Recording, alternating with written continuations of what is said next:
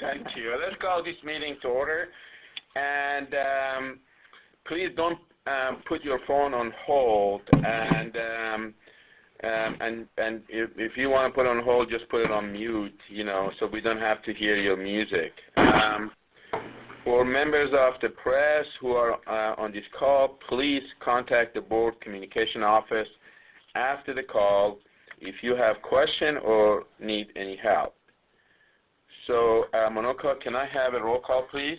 Okay, Chair Hosseini, I know you are here. Yep. Vice Chair Koontz? Here. Governor Chopra? Here. Governor Frost? Here. Governor Huizenga? Governor Lautenbach? And Governor Webster? Here. Chair Hosseini, you have a quorum. As you know, Chair Colson named 7 of our board members to serve on the Chancellor's Search Committee. Chair Colson asked me to chair this important committee and point out that choosing a Chancellor is among the greatest responsibilities of our board. I recognize that selecting the Chief Executive for the second largest state university system in the country is a tremendous honor, and I am committed to finding a high-quality, dynamic leader to guide our system to even greater prominence. I would like to thank Governor Koontz for his willingness to serve as Vice Chair, and Governors Chopra, Frost, Huizenga, Lautenbach, and Webster for serving as members on the Chancellor Search Committee. I appreciate the members for being available for our first committee meeting this morning, though I know that a couple could not be with us. We have a lot of work to do in the coming weeks and months, and it is crucial that we start off with a clear understanding of how we are going to approach this task.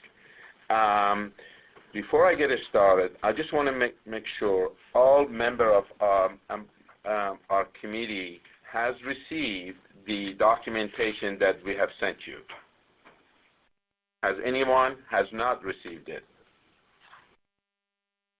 So my understanding is everybody on the committee has received the documentation that we sent you. And also, I want to thank Wendy Link for joining us today. Thank you very much, Wendy. Our first order of business is to discuss the procedures for the Chancellor search.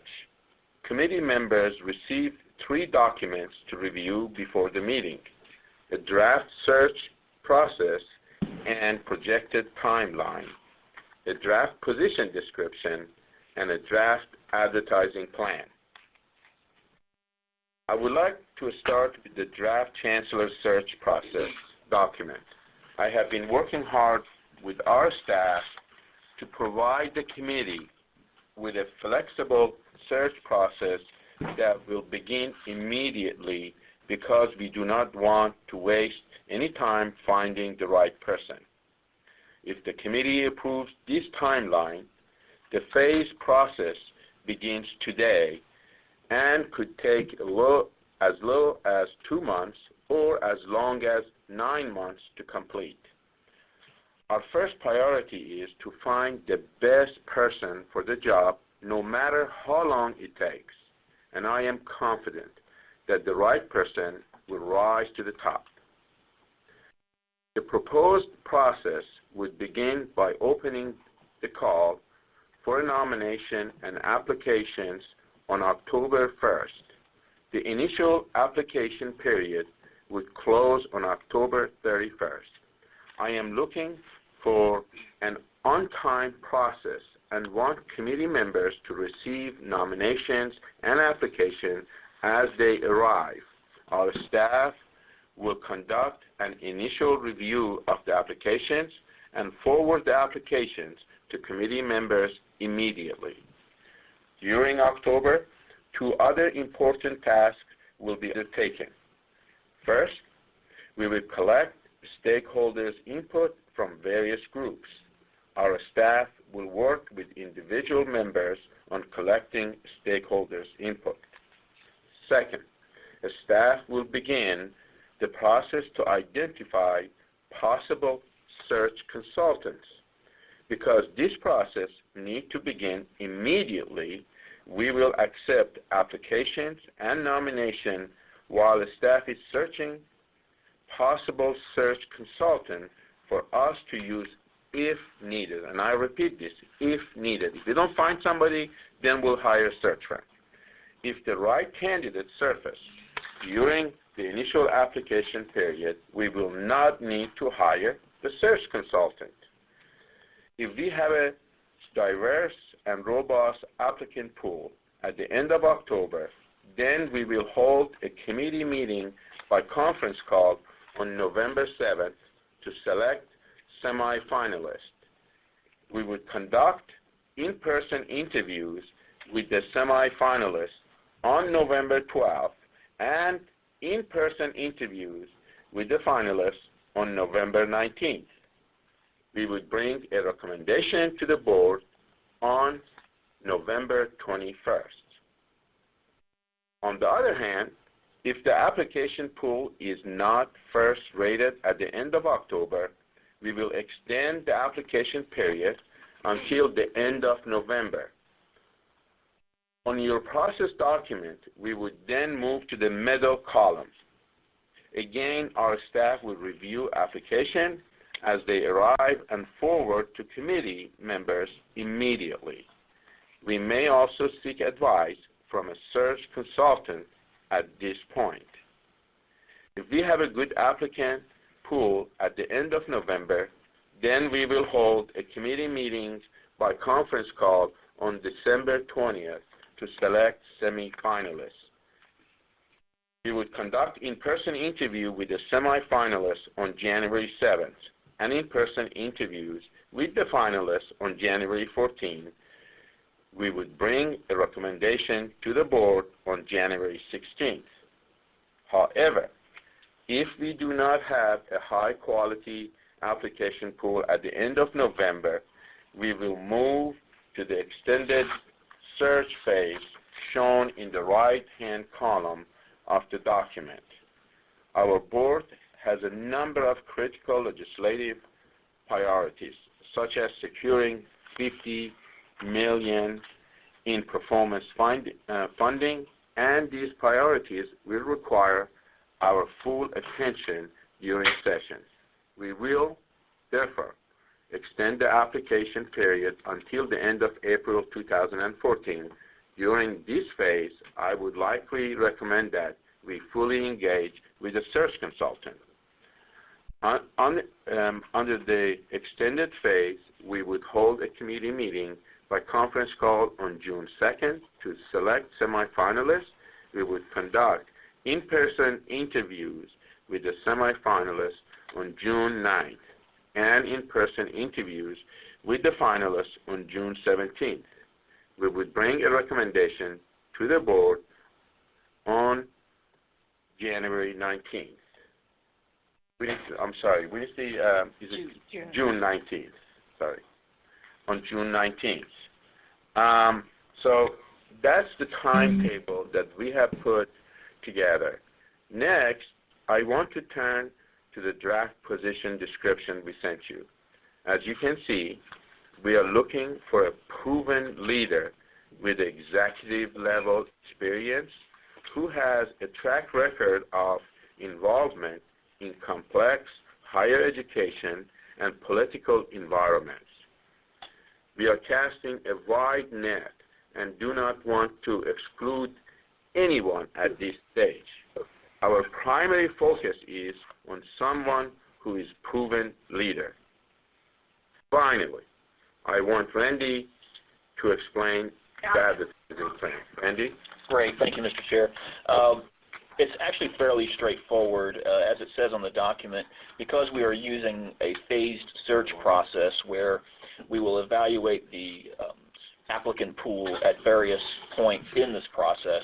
We'll also have an advertising plan that is flexible to accommodate that. So our intention is for this first initial search phase, we would do a series of advertising online through the major higher education media outlets that include the Chronicle of Higher Education, Diverse Magazine, which delivers a large African American higher education population, Hispanic Outlook Magazine, higheredjobs.com, InsideHigherEd.com, and Women in Higher Education.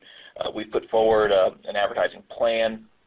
I believe the whole thing would cost less than $5,000, which is actually very modest in comparison to a lot of other search costs that other processes can employ.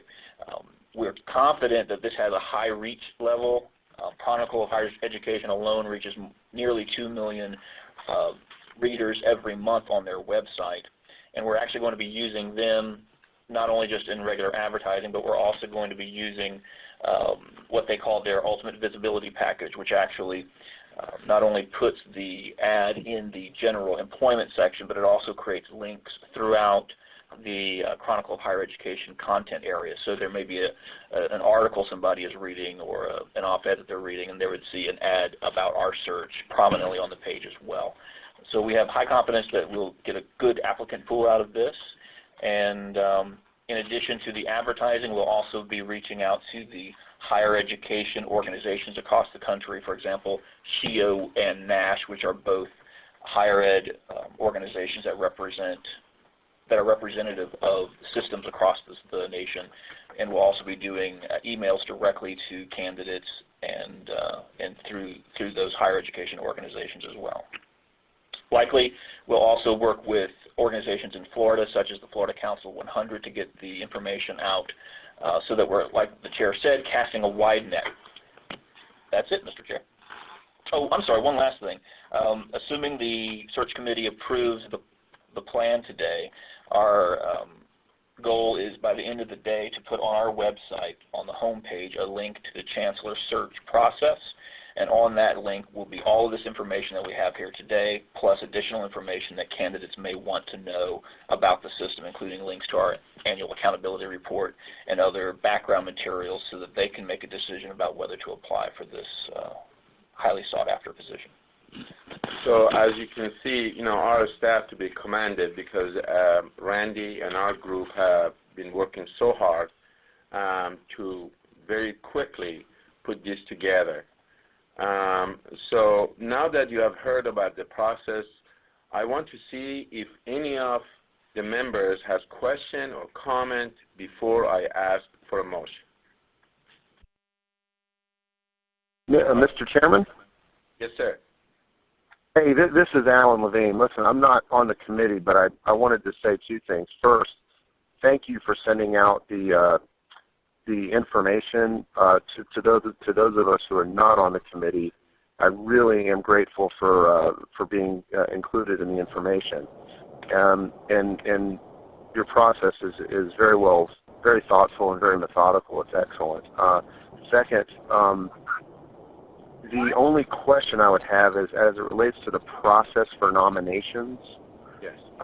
You might want to have staff articulate what the process should be for people who want to make nominations. In other words, do you want it to be through the internet? Do you want it to be letters sent to you specifically, or just so people know where to filter those nominations through?